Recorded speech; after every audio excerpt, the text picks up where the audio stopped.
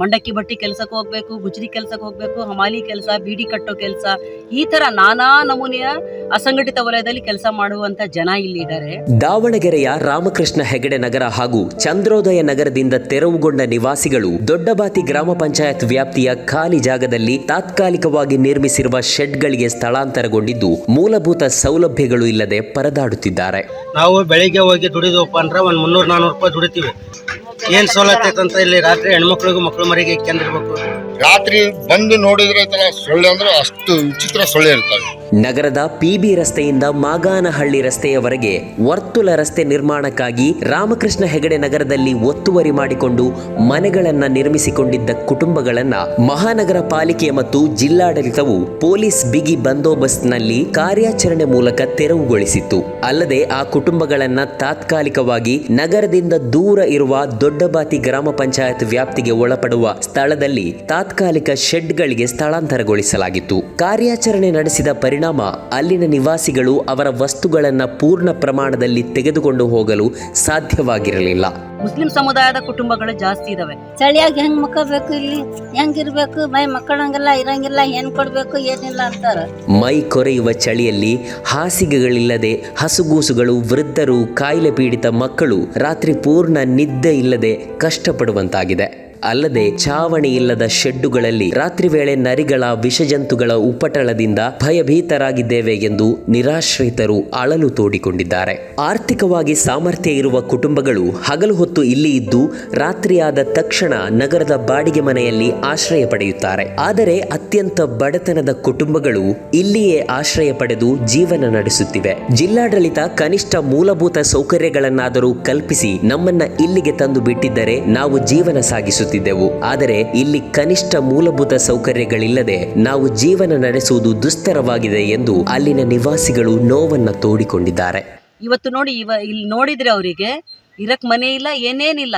ಇವಾಗ ಇನ್ನೂ ಒಂದು 3-4 ತಿಂಗಳ ಬಿಟ್ರೆ ಪ್ರತಿ ಒಂದೊಂದು ಮನೆಗೂ ಒಂದೊಂದು ಚೈಲ್ಡ್ ಲೇಬರ್ ಹುಡ್ತಾನೆ ಇಲ್ಲಿ.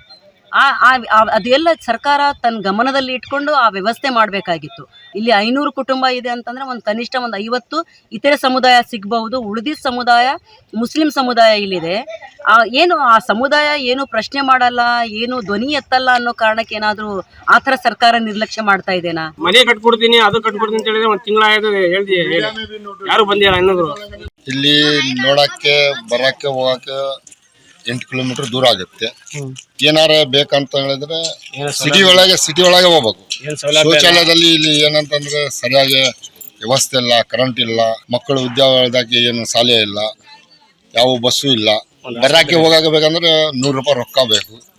ಇಲ್ಲಿ ಸಣ್ಣ ಪುಟ್ಟ ಇರೋರು ಎಲ್ಲ ದುಡಿಯೋರೆಲ್ಲ ಐತಲ್ಲ 100, 200, 300 ರೂಪಾಯಿಗೆ ಮಂಡಕ್ಕಿ ಬಟ್ಟಿ ಕೆಲ್ಸಕ್ಕೆ ಹೋಗ್ತಾರೆ. ಅಲ್ಲಿಂದ ಬರೋ ತನಕ ಇವರು ನಾವು ಮಾಡಿಕೊಡ್ತೀವಿ ಅಂತ ಹೇಳಿ ಶೌಚಾಲಯದಿಂದ ಅಲ್ಲಿಂದ ತಂದು ಹಾಕಿದ್ರು.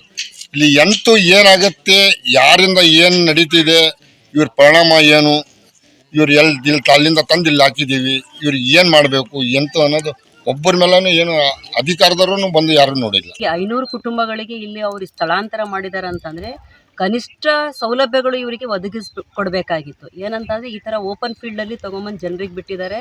ಏನಂತಂದರೆ ಅಲ್ಲಲ್ಲಿ ಕಲ್ಲಿಟ್ಟು ಈ ಥರ ನಿಮ್ಮ ಸೈಟ್ ನಂಬರ್ ಅಂತೇಳಿ. ಇಲ್ಲಿ ಕುಡಿಯೋಕ್ಕೆ ನೀರಿಲ್ಲ, ಮತ್ತು ಅವರಿಗೆ ಶೌಚಾಲಯದ ವ್ಯವಸ್ಥೆ ಇಲ್ಲ, ಮತ್ತು ಮನೆಗಳ ವ್ಯವಸ್ಥೆ ಇಲ್ಲ, ಮತ್ತು ಇಲ್ಲಿರುವಂಥ ಮಕ್ಕಳಿಗೆ ಸಣ್ಣ ಮಕ್ಕಳಿಗೆ ಅಂಗನವಾಡಿ ವ್ಯವಸ್ಥೆ ಇಲ್ಲ, ಶಾಲೆ ವ್ಯವಸ್ಥೆ ಇಲ್ಲ, ಮತ್ತು ಆಸ್ಪತ್ರೆ ವ್ಯವಸ್ಥೆ ಇಲ್ಲ.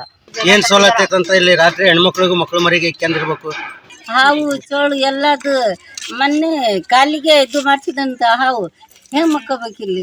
ಹಗಲೆಲ್ಲ ಇರ್ತೇವೆ, ಸಾಯಂಕಾಲ ಹೋಗ್ತೇವೆ ಮನೆಗೆ. ನಾವು ಒಂದು 10-15 ಅಡಿ ಶೆಡ್ ಹೊಡೆದು ಕೊಟ್ಟಿದ್ದಾರೆ. ಅದಕ್ಕೆ ತಾಟ್ಪಲ್ ಇಲ್ಲ, ಕರೆಂಟಿನ ವ್ಯವಸ್ಥೆ ಇಲ್ಲ. ಸೊಳ್ಳೆಗೆ ಚಳಾಗಿ ಮಕ್ಕೋ ಅಂತಂದ್ರೆ ಮಕ್ಕಳಿಗೆ ತೊಗೊಂಡು ಅವ್ರು ಹೆಂಗೆ ಮಕ್ಕೋಬೇಕು. ಅವ್ರು ಕುಡಿಯೋ ನೀರಿಂದ ಏನಾರು ವ್ಯವಸ್ಥೆ ಐತೆ ಅಂದ್ರೆ 4 ದಿವ್ಸಕ್ಕೆ ಟ್ಯಾಂಕ್ ತರ್ತಾರೆ.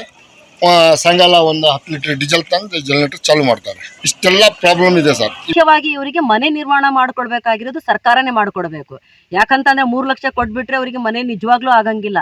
ಇವತ್ತು ಇಡೀ ದಿನ ಹೋಗಿ ದುಡ್ಕೊಂಡು 200 ರೂಪಾಯಿ 300 ರೂಪಾಯಿ ದುಡ್ಕೊಂಬಂದ್ರೆ ಮನೆ ನಿರ್ವಹಣೆ ಮಾಡೋದಕ್ಕೆ ಕಷ್ಟ ಇರೋ ಸಂದರ್ಭದಲ್ಲಿ ಮನೆ ಕಟ್ಕೊಂಡಿರ್ಬೇಕಂತ ಅಂದ್ರೆ ಆಗಲ್ಲ. ಈ ಜವಾಬ್ದಾರಿ ಸರ್ಕಾರನೇ ಹೊತ್ಕೊಂಡು ಇವರಿಗೆ ಮನೆ ನಿರ್ಮಾಣ ಕೂಡ ಸರ್ಕಾರನೇ ಮಾಡ್ಕೊಡ್ಬೇಕು. ನಿಮ್ಮ ಜೀವನ ಏನು ಎಂತೂ ನಾವು ಗೌರ್ಮೆಂಟಿಂದ ಹಿಂಗೆ ತಂದು ಮಾಡಿದ್ದೀವಿ, ನಾವು ತಂದು ಮನೆ ಕಟ್ಕೊಡ್ತೀವಿ ಅಂತ ಮಾತು ಕೊಟ್ಟಿದ್ದೀವಿ. ನಿಮ್ಮ ಮಾತಿಗೂ ಅದಕ್ಕೆ ಅಲಕ್ಷ್ಯ ಮಾಡ್ತಾ ಇಲ್ಲ. ನಾವು ಹಿಂಗೆ ಜೀವನ ಮಾಡ್ಕೊಂತ ಹೋದ್ರೆ ಎಷ್ಟು ದಿವಸ ಅಂತ ಇರಬೇಕು.